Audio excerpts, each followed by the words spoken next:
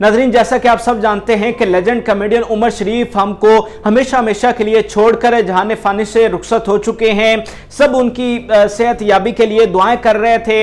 America के लिए वो रवाना हुए थे मुकम्मल सेहत याबी के लिए, एक अच्छे इलाज के लिए, और हुकूमत पाकिस्तान ने उनके साथ बहुत तामन किया। जिस तरह से पूरी रियासत उनके साथ खड़ी दिखाई दी, चाहे वीजे का मामला हो या एयर एम्बुलेंस का मामला हो, हुकूमत पाकिस्तान और हुकूमत सिंध ने इसमें भरपूर किरदार अदा किया और तमाम पाकिस्तानी जो हैं वो उनकी तारीफ भी कर रहे थे। बल्कि सरहद पार से भी इसके पैगामात आए थे। जो दिलेर मेहदी साहब हैं या जॉनी लीवर साहब हैं, उनकी जानिब से ये पैगामात आए थे हुकूमत पाकिस्तान के नाम के उमर शरीफ के इलाज के लिए हर मुमकिन कोशिश की जाए।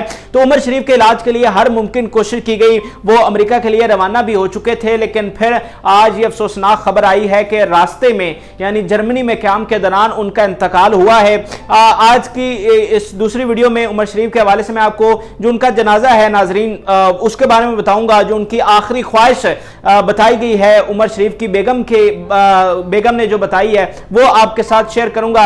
अभी तक उमर शरीफ की जो मैयत है वो नाजरीन जर्मनी में मौजूद है। उमर शरीफ की जो फैमिली है जिसमें उनकी बेगम जरी गजल हैं, उनका बेटा जवाद उमर है, वो भी उनके साथ जो है वो जर्मनी में मौजूद है। अभी उनकी डेथ से पहले जो उनकी फैमिली है वो तैयारी कर रही थी कि हम वाशिंगटन के लिए रवाना हो जाएं, यानी अमेरिका के लिए रवाना हो जाएं, ताकि जब तक उमर शरीफ वहां पर पहुंचे तो हम उनको पहले ही हम वहां पर पहुंच चुके हों और उमर शरीफ का वहां पर इस्तकबाल उनको रिसीव करें। लेकिन बदकिस्मती से ऐसा ना हो सका।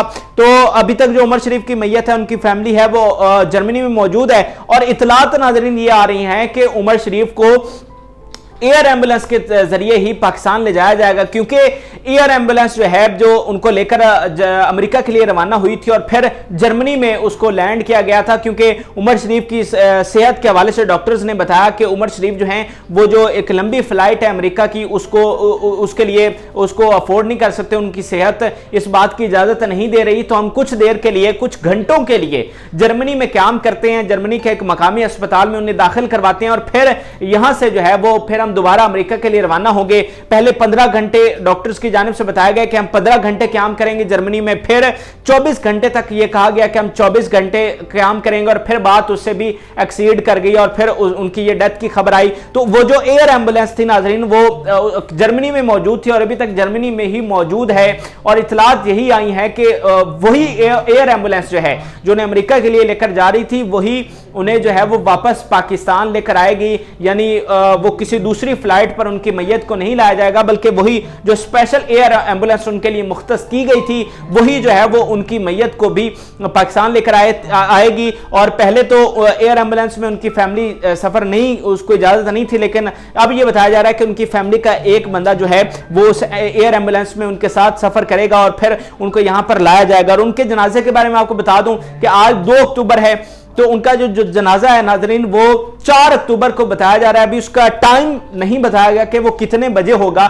लेकिन कल के दिन का डिले किया गया है, क्योंकि आपको पता है कि वहां से क्लियरेंस लेने के लिए, सारे मामला तय करने के लिए टाइम लगता है। तो कल का डिले किया गया और परसों के दिन का बताया जा रहा है उनके जनाजे के हवाले से कि 4 अक्टूबर को उनका कराची में जनाजा होगा। वैसे उनका घर जो है वो यहाँ लाहौर में भी है, उनकी एक बीवी जो है और उनके बच्चे जो हैं वो यहाँ लाहौर में भी रहते हैं, लेकिन उमर शरीफ जो है उनको उनका जनाजा जो है वो कराची में होगा, वहीं पर उन्हें सुपुर्द खाक किया जाएगा। तो डेट मैंने आपको बता दी कि 4 अक्टूबर को उमर शरीफ का कराची में जनाजा होगा।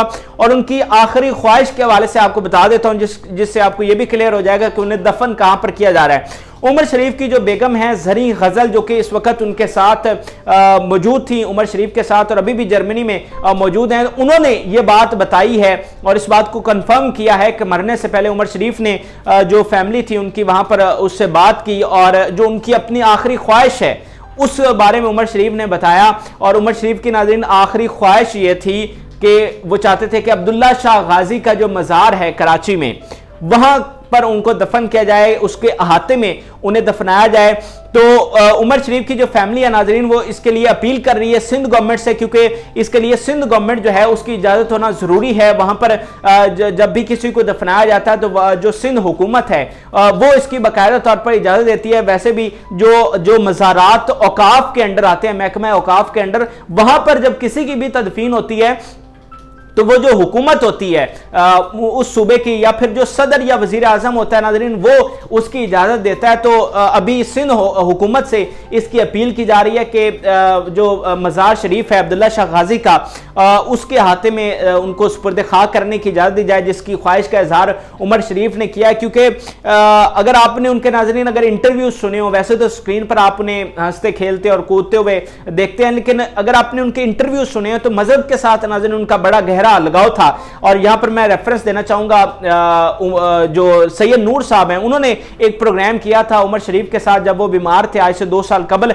तो उसमें उनकी शख्सियत का एक बिल्कुल जो दूसरा रुख है वो हमें देखने को मिला कि किस तरह वो मजहब के करीब है। और मोइन अख्तर के हवाले से एक बात का वहां पर इंकशाफ हुआ कि सैयद नूरुल हसन ने यह बताया कि वो मोइन अख्तर की कब्र पर गए तो वहां के गोरकन ने यह बताया कि उमर शरीफ जो है वो रेगुलरली मोइन अख्तर की कब्र पर आते हैं। और इसके अलावा जो उमर शरीफ है उन्होंने अपने ख्वाब के बारे में भी नूरुल हसन को बताया, और मजहब के हवाले से जो उनका जो वाबस्तगी है, और उन्होंने ये भी बताया कि मुझे कब्र से बहुत ज़्यादा डर लगता है। नूरुल हसन ने यह सवाल किया कि आपको ज़िंदगी में किस चीज़ से डर लगता है? ज़िंदगी में आपने बड़ी आसाइशें कामयाबियाँ समेटी हैं, तो कोई ऐसी चीज़ है जो आपको ज़िंदगी में डराती है? तो उमर शरीफ ने जवाब दिया कि मुझे कब्र से बड़ा डर लगता है। तो मजहब के साथ उनका बड़ा गहरा लगाव था। सूफिया के साथ जो अल्लाह के वली गुजरे हैं उनके मज़ारात पर भी वो आते जाते थे और उनके साथ एक बड़ा गहरा ताल्लुक उनका रहा उमर शरीफ का। इसीलिए जो है उमर शरीफ ने ये ख्वाहिश इसका इजहार किया है कि उन्हें अब्दुल्ला शाह गाजी के मज़ार के हाथे में दफनाया जाए।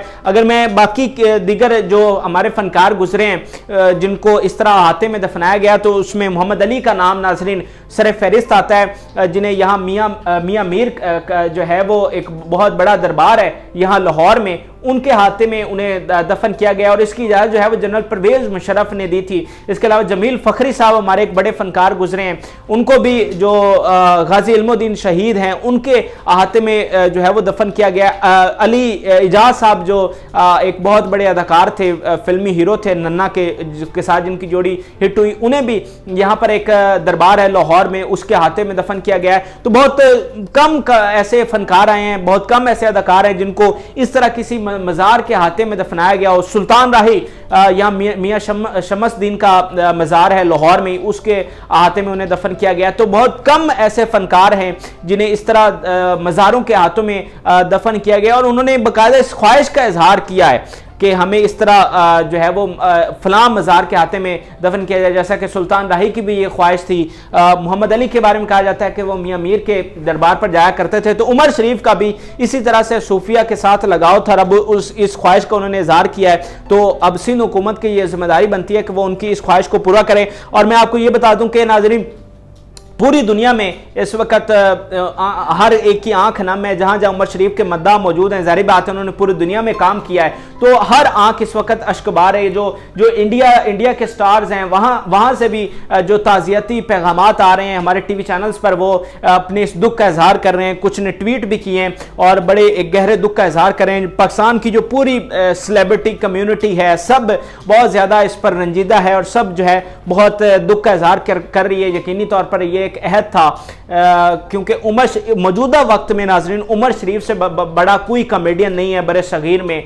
जिस तरह से उन्होंने कॉमेडी को परवान चढ़ाया और जिस तरह से उनके यहाँ पर किए गए स्टेज ड्रामे भारतीय फिल्मों में कॉपी किए जाते थे। गोविंदा और अमिताभ बच्चन जैसे बड़े अदाकार उनके ड्रामों को कॉपी करते थे अपनी फिल्मों में, तो ये एक बड़ी गैर मामूली बात है। जिस तरह वो उनके अवार्ड शोज में जाकर परफॉर्म करते थे, ये वो उमर शरीफ थे जो बताते हैं कि मेरे पास कपड़े भी नहीं होते थे। जब इब्तदाई तौर पर उन्होंने अपने स्ट्रगल का आगाज़ किया, तो जब वो किसी ऐसे फंक्शन पर इवेंट पर जाते थे तो उमर शरीफ बाकायदा खुद इस बात का एतराफ़ कर चुके हैं कि मेरे पास कपड़े भी नहीं होते थे, तो मैं अक्सर किसी दोस्त थे कोई पैंट या फिर शर्ट मांग कर जाता था, तो वही उमर शरीफ जो है वो फिर इतने बड़े बड़े स्टार्स का उस्ताद बना। तो ये एक बड़ी गैर मामूली कामयाबी थी, लेकिन अब उस कामयाबी का जो है वो इख्तिताम हुआ है आज, और उमर शरीफ को एक आध दिन में वापस पाकिस्तान लाया जाएगा और कराची में उनका जनाजा होगा, वहीं पर उन्हें सुपुर्द खाक किया जाएगा।